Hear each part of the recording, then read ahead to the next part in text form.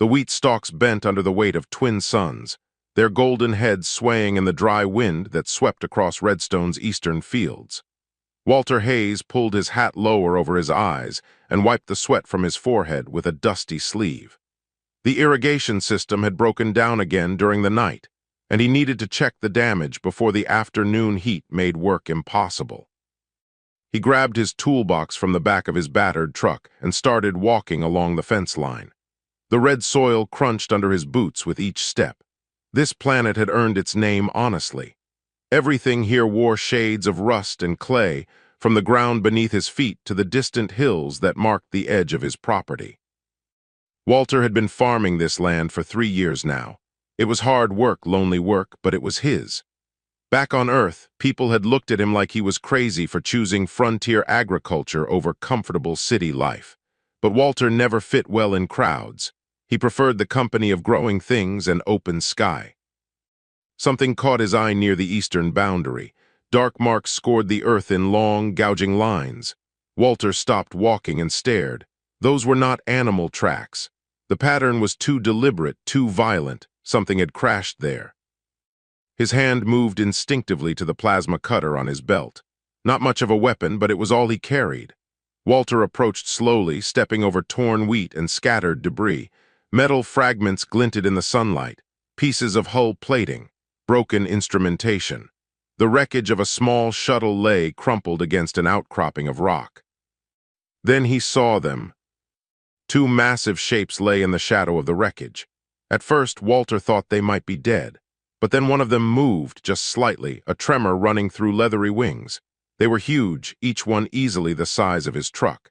Scales covered their bodies in patterns of deep blue and bronze. Long necks ended in reptilian heads with closed eyes. Wings lay twisted at unnatural angles.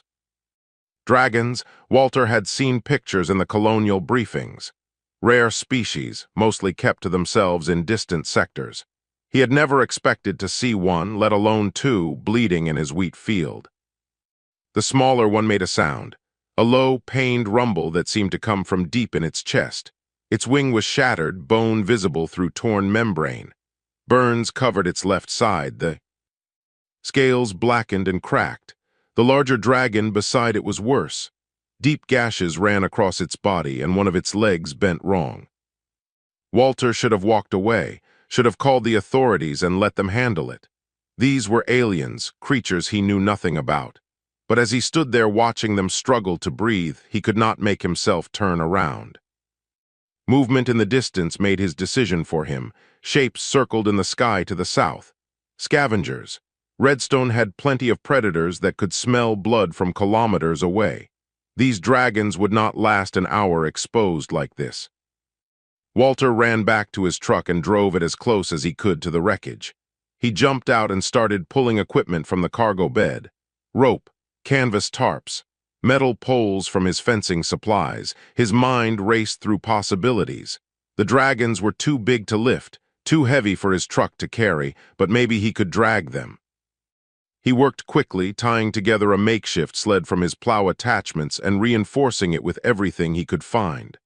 The smaller dragon watched him with one half-open eye. Walter met that gaze and saw intelligence there, understanding, fear. "I'm going to help you," Walter said, knowing the creature probably could not understand his words. "This is going to hurt, I'm sorry." He wrapped the first dragon as gently as he could in canvas to protect its wounds, then used every bit of rope he had to secure it to the sled. The creature made terrible sounds as he worked, but it did not fight him.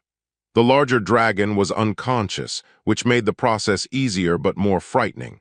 Walter could not tell if it was dying. With both dragons secured, Walter hooked the sled to his truck and started driving. Slowly, so slowly.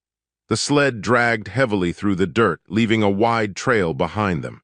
Every bump and rock made Walter wince, imagining the pain it must cause his passengers. The barn was 2 kilometers away. Under normal circumstances, that was a 5-minute drive. Today it took Walter nearly an hour. He stopped every few minutes to check on the dragons, to make sure they were still breathing, to adjust the ropes that held them. Sweat poured down his face. His arms ached from gripping the steering wheel. The suns climbed higher, turning the air into a furnace, but Walter kept going. When he finally reached the barn, he was shaking with exhaustion. He unhitched the sled and used a mechanical winch to drag it inside into the cool darkness. The dragons lay still, too still.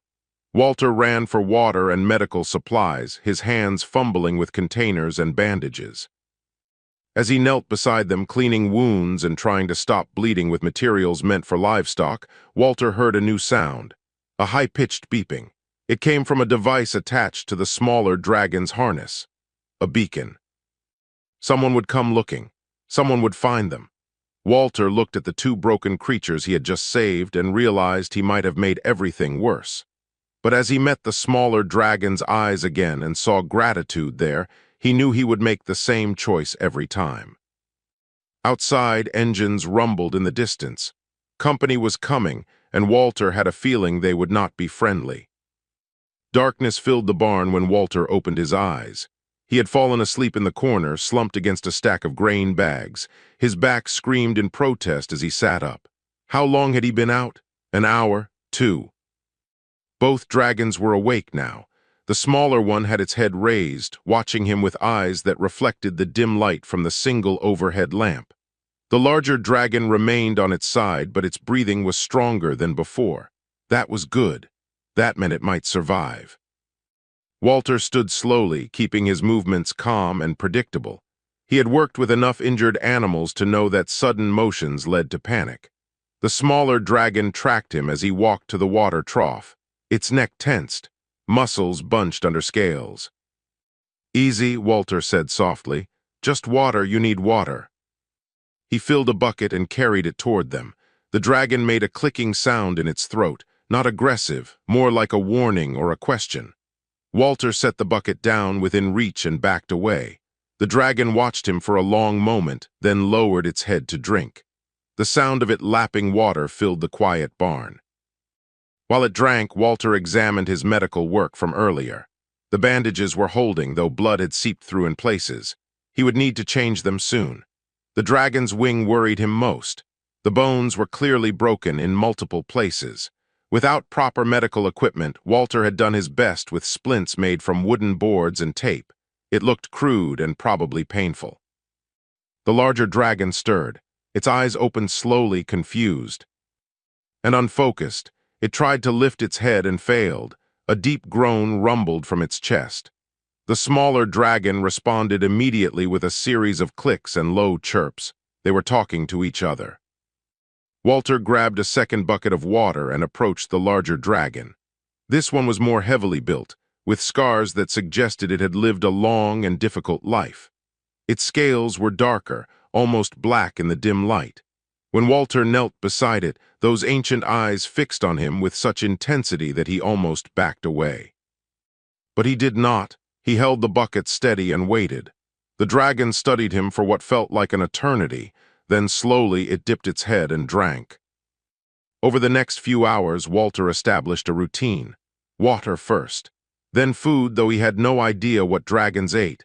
He offered them dried meat from his freezer and synthetic protein bars. The smaller dragon ate cautiously. The larger one refused everything. Communication was the biggest challenge. Walter tried words, but the dragons responded with sounds he could not interpret. Clicking, chirping, deep rumbles that vibrated through the floor. He tried hand gestures. The smaller dragon seemed to understand some of them. When Walter pointed to himself and said, "Walter," then pointed to the dragon with a questioning look, it made a complex series of sounds that might have been a name. Walter tried to repeat it and failed miserably. The dragon made a sound that could have been amusement. It tapped its chest with one clawed hand and made a simpler sound. "Rinna," close enough for Walter's human tongue. The larger dragon was Corva's. Walter learned this when Rinna managed to activate a damaged device on their harnesses. A holographic display flickered to life, showing images and symbols Walter did not recognize. But there were pictures. Rinna pointed to an image of 2 dragons and repeated their names until Walter understood. The holodisplay showed other things too. Burning cities, ships firing weapons, dragons fleeing through smoke and fire.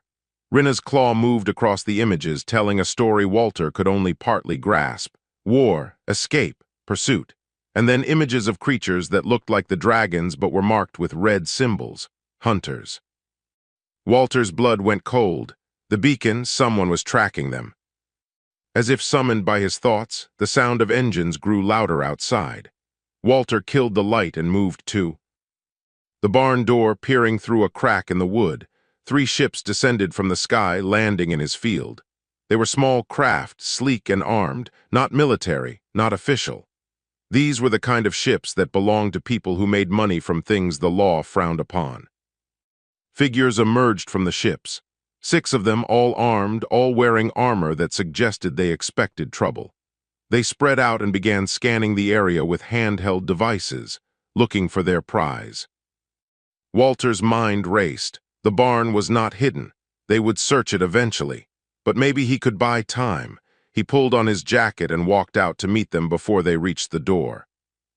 "Can I help you, gentlemen?" Walter called out, making his voice casual and unconcerned. The leader turned, a tall alien with gray skin and too many eyes. "This your farm, human?" "It is, Walter Hayes. Is there a problem?" "We're tracking some cargo that crashed in this sector. 2 dragons, valuable cargo. You seen anything?" Walter shook his head. "Saw a ship go down this morning way past the eastern hills. Figured it was smugglers. I stay out of that business." The leader studied him. "You mind if we look around?" "I mind," Walter said calmly. "This is private property. You got official authority to be here." "We don't need authority." "Then I'm going to have to ask you to leave. I got work to do." The standoff lasted seconds that felt like hours. The other hunters had their hands on their weapons. Walter kept his hands visible and his expression neutral, even though his heart hammered in his chest. Behind him, the barn was silent. He prayed the dragons understood the need to stay quiet. Finally, the leader gestured to his crew. "Check the eastern sector. They couldn't have gone far with those injuries." The ships lifted off, heading in the direction Walter had indicated. He stood in his field and watched them go, knowing he had maybe bought a few hours, maybe less. When he returned to the barn, both dragons were watching him. Rinna's eyes held understanding. Corva's made a sound that needed no translation: gratitude. Walter knelt between them and started checking their bandages. "We need a better plan," he said quietly, "because they're coming back." 3 weeks passed like a strange dream. Walter's life transformed into something he never could have imagined. His days started before dawn and ended long after dark. Half his time went to maintaining the farm. The other half belonged to his unexpected guests. Rinna healed faster than Corva's. The younger dragon could sit up now, though flying remained impossible with that shattered wing. Walter had reinforced the splints twice already, using materials he ordered under the pretense of repairing farm equipment. Every night he worried that the bone was setting wrong, that Rinna would never fly again because of his amateur medicine. But Rinna did not seem worried. The dragon spent hours watching an old tablet Walter had provided, loaded with human language programs meant for colonist children. At first, Walter thought it was a long shot, but Rinna proved remarkably intelligent. Within days, the dragon was forming basic words. Within 2 weeks, simple sentences. "Water, please," Rinna would say, or "Thank you, Walter." Corvus remained silent but understood more than he let on. The older dragon's wounds were healing, but slowly. Walter suspected some internal damage he could not treat. Corvus spent most of his time resting, but his eyes tracked everything. Learning, evaluating, judging. On the 22nd day, Rinna surprised Walter by speaking an entire paragraph. "We are scholars, not warriors. The war came to our world uninvited. We fled because we wished to live, not because we feared death. Does that make us cowards in your culture?" Walter stopped cleaning equipment and looked at the dragon. "No, it makes you smart. Only fools confuse running from a lost fight with cowardice." Rinna's head tilted. "Your species fought many wars according to your historical files. You understand conflict." "Too well," Walter admitted. "That's why I came here, to get away from all that." "Yet you helped us. You placed yourself between us and hunters. You risked everything for strangers. Walter shrugged. You were hurt, couldn't just leave you there. Most would have, Rinna gestured to Corvus. He was a teacher, philosophy and ancient history. I studied engineering. We know what the galaxy thinks of dragons. We have seen the way species react to our appearance. Fear, disgust. Even those who claim tolerance keep their distance. People fear what they don't understand. And humans, what do you fear? Walter thought about that. Lots of things, losing the farm, another bad harvest, being alone. He paused. Used to fear being seen as something I wasn't. Earth is classified as a death. World, other species look at humans and see predators, dangerous, aggressive. I got tired of being judged before anyone bothered to know me. Rinna made a sound like a sigh. Then we are not so different. A mechanical rumble interrupted the moment. Walter's tablet was beeping, proximity alert. Someone was approaching the property. Walter moved to the window and swore under his breath. A truck was coming up the access road. He recognized it immediately. Griff, his nearest neighbor, lived 15 kilometers south. They were not exactly friends, but they helped each other when needed. Griff had been asking to borrow some equipment for weeks.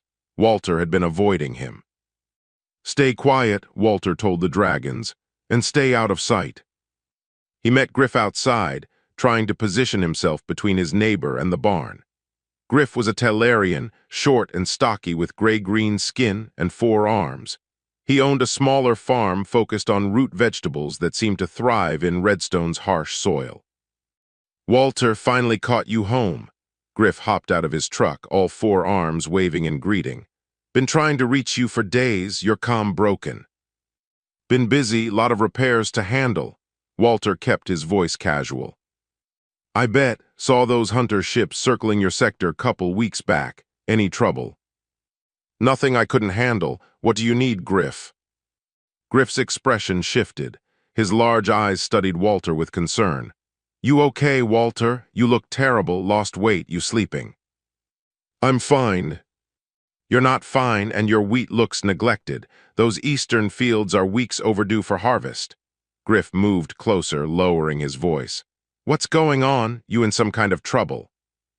Walter wanted to brush him off, wanted to send Griff away with polite lies. But standing there, looking at the genuine worry on his neighbor's face, Walter realized how tired he was, how alone he had been carrying this secret. If I tell you something, Walter said slowly, I need your word you'll keep it to yourself. Griff's eyes widened. Of course, we're neighbors. Whatever it is, I'll help if I can. Walter glanced back at the barn, then made a decision that could change everything. Come with me, but Griff, I need you to trust me. What you're about to see, it's not what you think. He led Griff to the barn. His neighbor followed, confusion clear on his face. When Walter opened the door, revealing the 2 dragons. Resting inside, Griff froze. All 4 of his arms went rigid. His skin color shifted to a pale, frightened shade. Walter, Griff whispered, what have you done? I helped them, they were dying.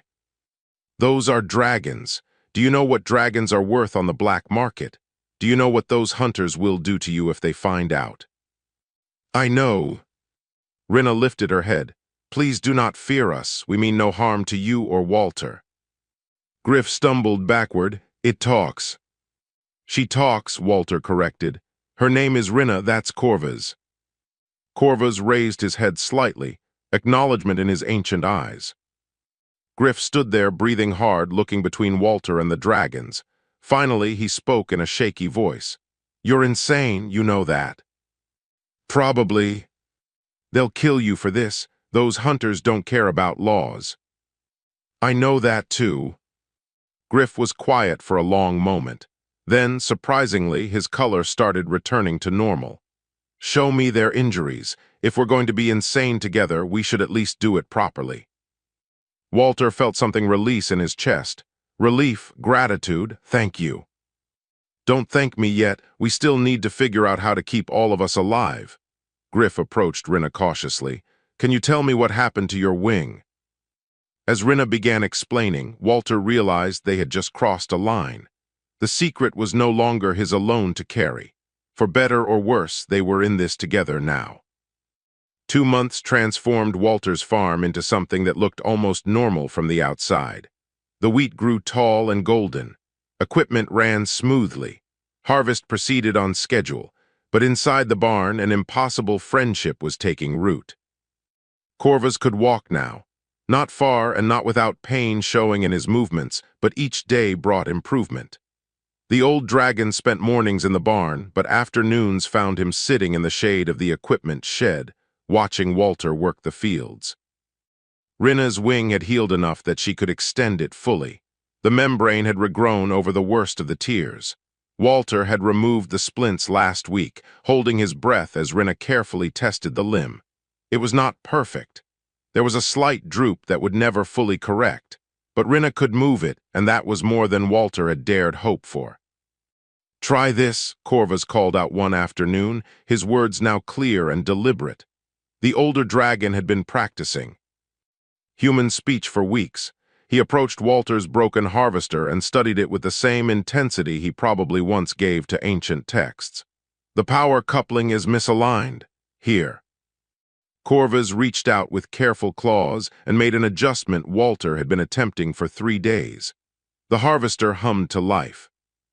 Walter stared. "How did you know how to do that?" "Engineering principles are universal. The application changes, but the fundamentals remain constant." Corvus made another adjustment. "Your equipment is well maintained, but old. Many parts are compensating for failures in other systems." Over the next week, Corvus worked through every piece of machinery on the farm. Each one ran better than it had in years. Walter found himself harvesting twice as fast, with half the breakdowns. Rinna, meanwhile, had taken to following Walter through the fields. The young dragon would walk beside him, asking endless questions about agriculture. Why plant in rows? How did irrigation work? What made soil fertile? Walter found himself explaining concepts he had never put into words before. "It's about patience," Walter said one evening as they watched the sunset paint the sky in shades of orange and red. "Seeds don't grow on your schedule. You plant them, care for them, and trust that nature will do its part.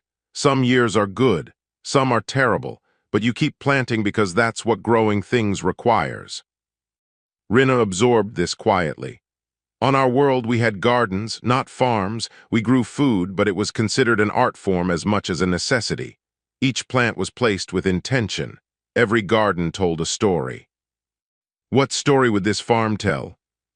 "Perseverance," Rinna said immediately. "And hope that something beautiful can grow in a harsh place if someone cares for it properly." The comment stayed with Walter long after Rinna returned to the barn. But peace could not last forever. The hunters returned with better equipment. Walter spotted their ships circling at high altitude, using advanced scanners that could probably detect life signs through buildings. He watched them from his porch, coffee growing cold in his hand. Griff arrived an hour later with news. "They've set up a base camp, 5 kilometers north of your property. They're not leaving this time." "How long before they search here?" "Days, maybe less." Griff's forearms gestured helplessly. "We need to move them, Walter. Get them." "Off-world." "Rinna can't fly yet. Corvus is still healing. Moving them now could kill them." "Staying here definitely will." Walter knew Griff was right. That night he sat down with both dragons and laid out their options. They could try to sneak them onto a transport ship. They could contact the authorities and hope for asylum. They could run and hide in the wilderness. None of the options were good. "There is another way," Corvus said quietly. "We surrender ourselves. You tell the hunters where we are, collect whatever reward they offer. At least then you would be safe." "No," Walter's voice was flat. "That's not happening." "Walter, we cannot ask you to sacrifice everything for us." "You're not asking, I'm choosing." Walter met Corvus's eyes. "Your family now, I don't abandon family." Rinna made a sound that was almost a sob. "In our culture, there is a word, kareth. It means the bond between those who choose each other, who commit to stand together regardless of blood or species. It is the highest form of kinship." "Then that's what we are," Walter said simply. Kareth. The next morning brought a close call that nearly ended everything. A hunter ship descended without warning, landing in the North Field. Walter barely had time to hide the dragons in the underground storm shelter before armed figures approached the house. The search was thorough. They went through everything. Walter stood in his kitchen, hands visible, while strangers ransacked his home.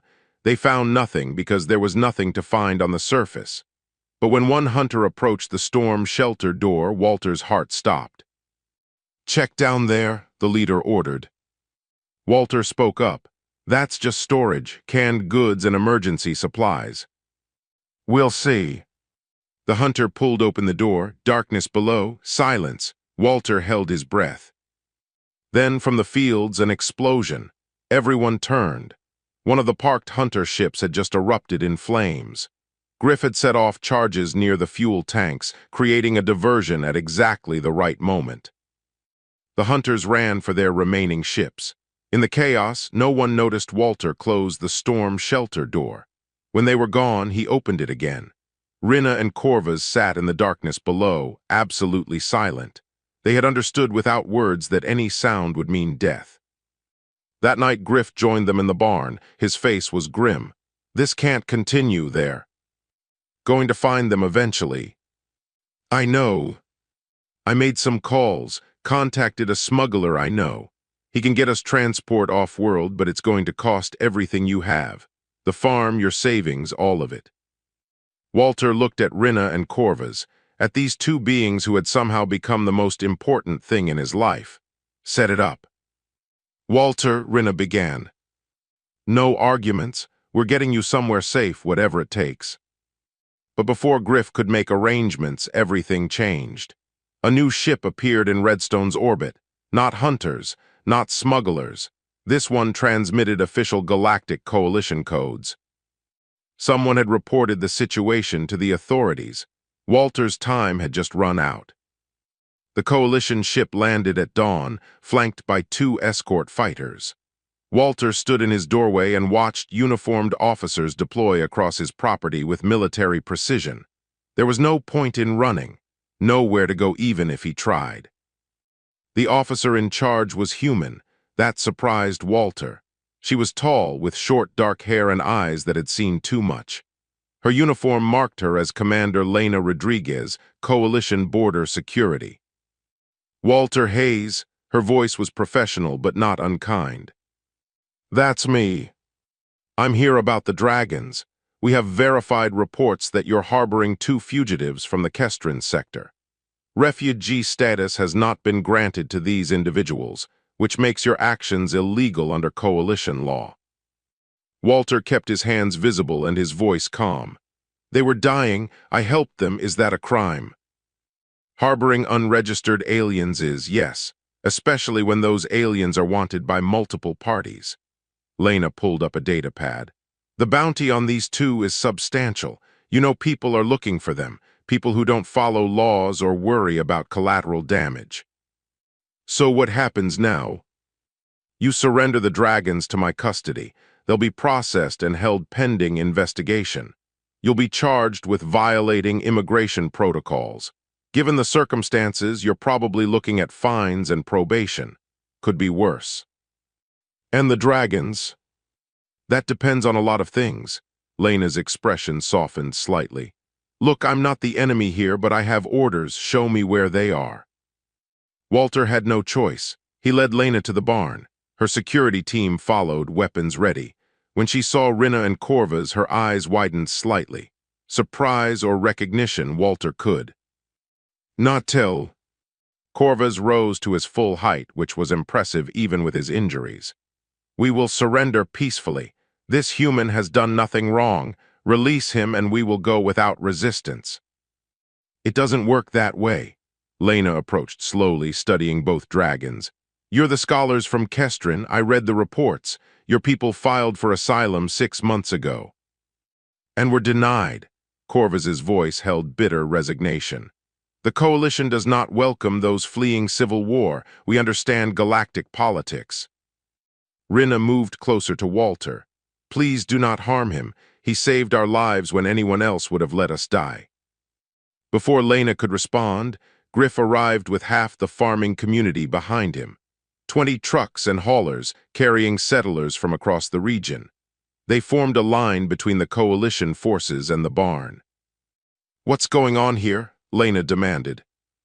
A woman stepped forward. Her name was Bate, and she ran the biggest farm in the northern sector. "We heard you were taking the dragons. That's not happening, Commander." "This is a legal matter. Stand down."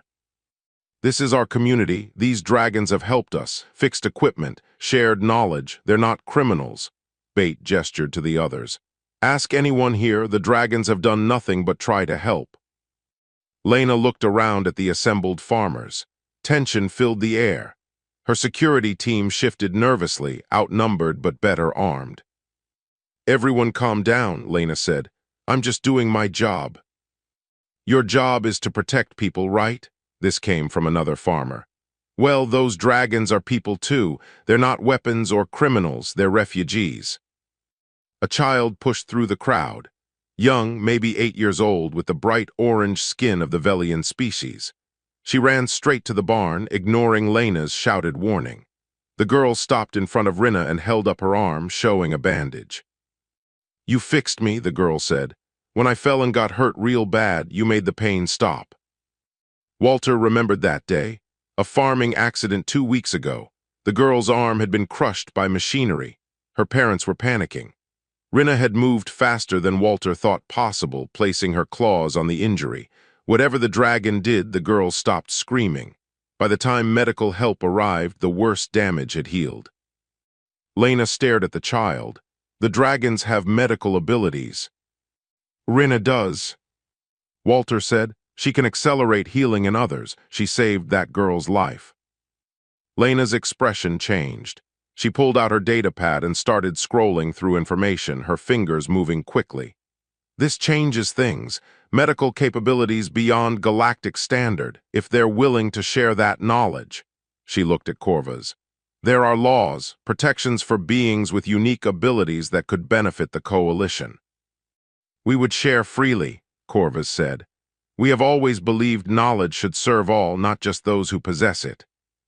"Give me a few hours. I need to contact my superiors." Lena turned to her team. "Stand down, establish a perimeter, but no aggressive action." The farmers did not leave. They set up camp right there, making it clear they would not abandon the dragons. Someone brought food. Someone else started a fire. It became a strange gathering, farmers and coalition forces watching each other warily while children played nearby. Walter sat with Rinna and Corvus as the twin suns set. "I don't know what's going to happen." "Whatever comes, you gave us something precious," Rinna said. "Time, safety, hope, that is more than anyone else offered." Lena returned after dark, her face troubled. "I made calls, pulled strings. There's a chance. We can grant temporary asylum while we review their refugee status properly. But there's a problem." "What problem?" Walter asked. "Those hunters know you're here. They know the Coalition is involved. They're making a move tonight to grab the dragons before official protection can be established." Lena looked directly at Walter. "They're coming with everything they have, and they don't care who gets hurt." Griff swore. Bates started organizing the other farmers. Walter looked at his home, his fields, his life, and realized he was about to fight for all of it. "Then we need to be ready," Walter said, "because I'm not letting them take my family." They came at first light when the sky was still gray and the world was caught between night and day. 8 ships descended fast and hard, ignoring any pretense of subtlety. These were not scouts or search parties. This was an assault force. Walter stood on his porch with a plasma cutter in one hand and a farming tool in the other, knowing neither would be much use against military-grade weapons. But he would not hide while others fought for his home. The farmers had transformed the property overnight. Tractors formed barricades. Automated harvesters became mobile surveillance platforms. Bate had somehow rigged the irrigation system to create mud pits that would bog down ground vehicles. Griff had distributed every tool, weapon, and improvised defense they could gather. Lena's coalition forces took defensive positions around the barn. She had tried to evacuate the civilians, but no one would leave. This was their community. These were their friends. The hunters landed in the Northfield, far enough to avoid immediate retaliation but close enough to press an attack. Figures emerged from the ships, heavily armed and armored. Walter counted at least 20, maybe more. Their leader used a loudspeaker. "Send out the dragons, do that and we leave peacefully. Refuse and people die, you have 5 minutes." Walter looked at Lena, she shook her head. "We hold, reinforcements are coming." "How long?" 20 minutes, maybe 30. The hunters would not wait that long. Walter could see them organizing for an assault. He moved to the barn where Rinna and Corvus waited, both dragons tense and ready. "This is wrong," Corvus said. "We should surrender, end this before anyone is hurt." "No," Walter's voice was firm. "We stand together." The first shot came at minute 4, a warning blast that vaporized one of the barricade tractors. The message was clear. The hunters meant business. Then the fighting started for real. Energy weapons lit up the dawn. Coalition forces returned fire with controlled bursts. The hunters pressed forward using their numerical advantage.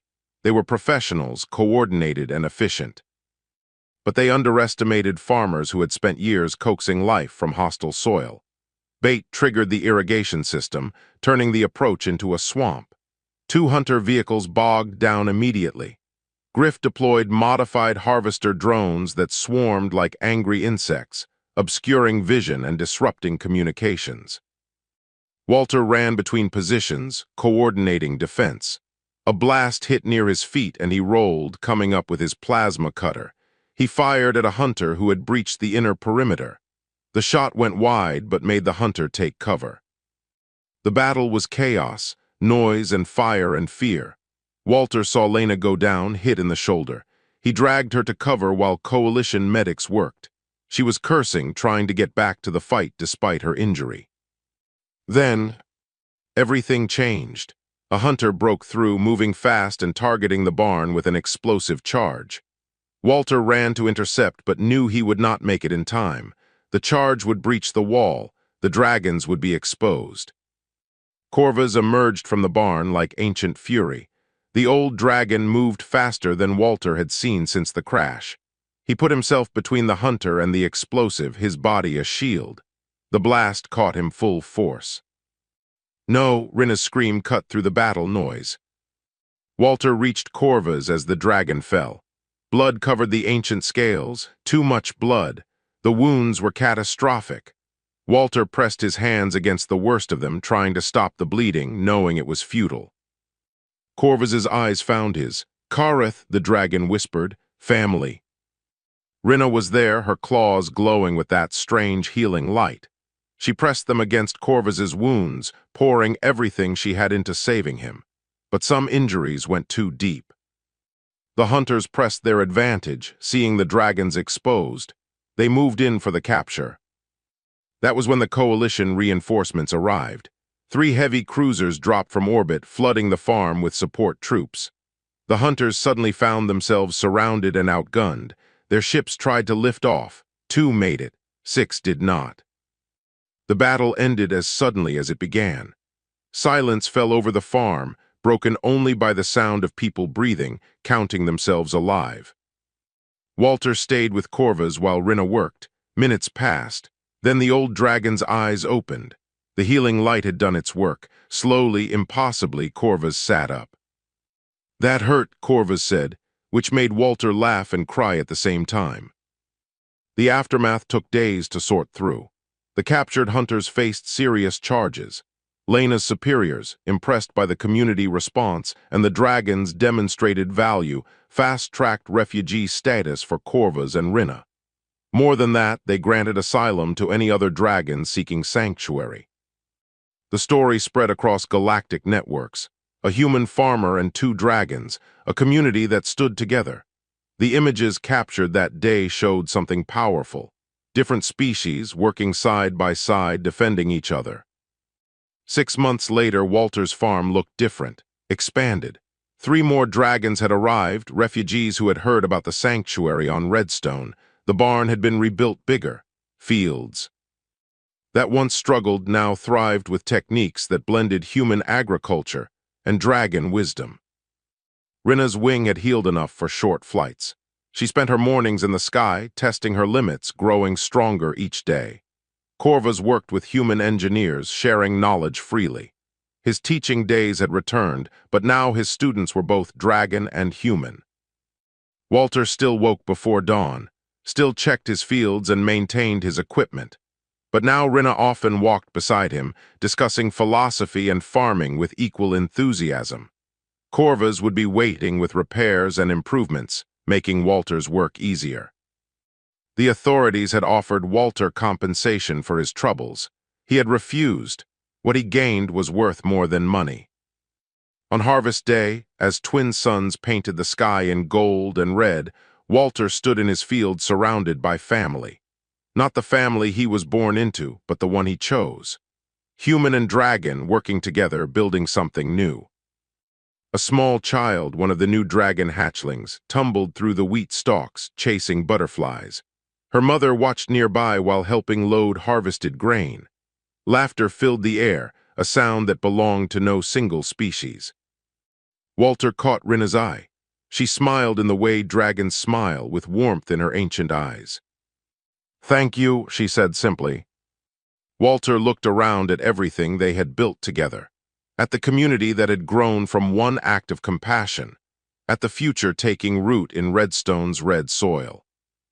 "Thank you," he replied, "for reminding me that home is not where you are from, it's who stands beside you."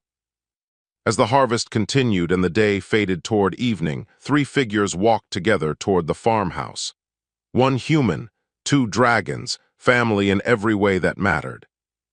And above them, more ships descended from orbit, more refugees seeking sanctuary, more family coming home.